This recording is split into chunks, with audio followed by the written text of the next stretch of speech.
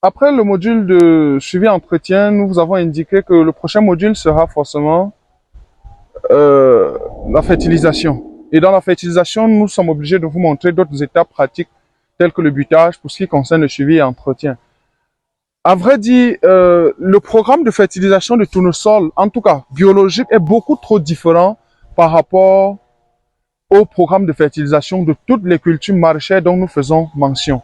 Nous avons expérimenté le tournesol avec beaucoup de succès, juste avec des fertilisants biologiques. Et attention, le maïs est un très bon précédent culturel pour le tournesol. Ça veut dire que normalement, avec des itinéraires techniques que je développe jusqu'ici, si vous faites le maïs et la prochaine campagne, vous faites du tournesol, vous n'êtes clairement pas obligé de fertiliser parce que nous vous dirons que la fertilisation ou bien le programme de fertilisation du maïs que nous donnons est directement tel que après la campagne, il y a encore des résidus dans le sol qui peuvent satisfaire automatiquement la croissance du tournesol.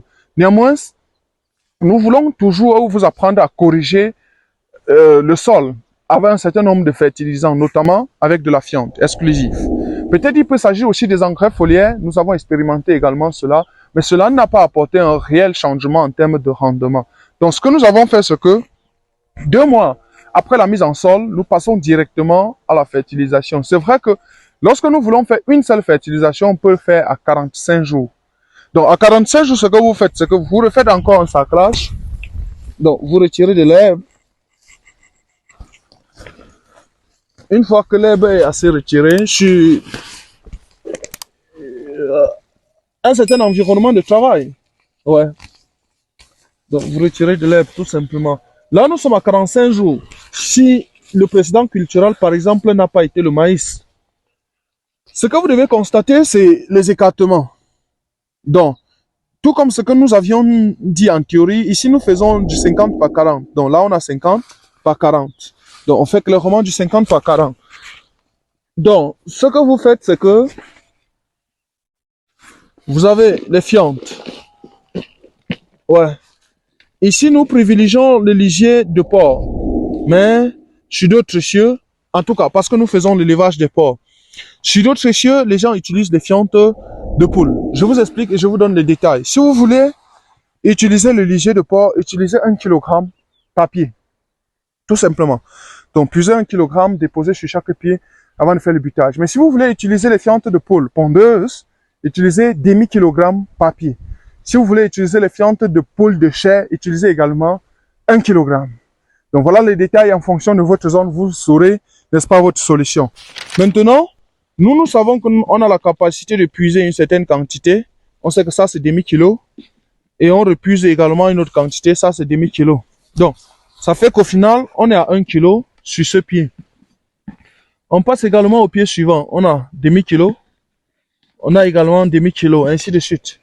Donc, vous refaites le même scénario sur toute la parcelle. C'est ça la fertilisation biologique. Une fois que c'est fait, vous passez directement au butage. Donc, comme dans toutes les autres cultures, le butage, c'est l'opération technique qui consiste à ramener la terre autour de la plante. Ceci pour empêcher à la plante de tomber, tout simplement. Donc, vous ramenez la terre. Tout simplement. C'est ça le butage. Une étape assez importante.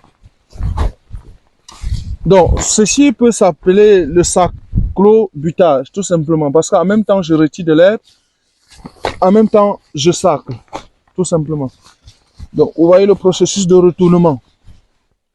Donc, quand vous faites ça, vous êtes sûr que votre tournesol, peu importe le volume de la capitule, votre tournesol ne va jamais tomber, en tout cas se renverser. Parce que vous aurez soutenu la plante et soutenu également les racines. Vous n'êtes pas obligé de tasser, c'est juste pour vous présenter.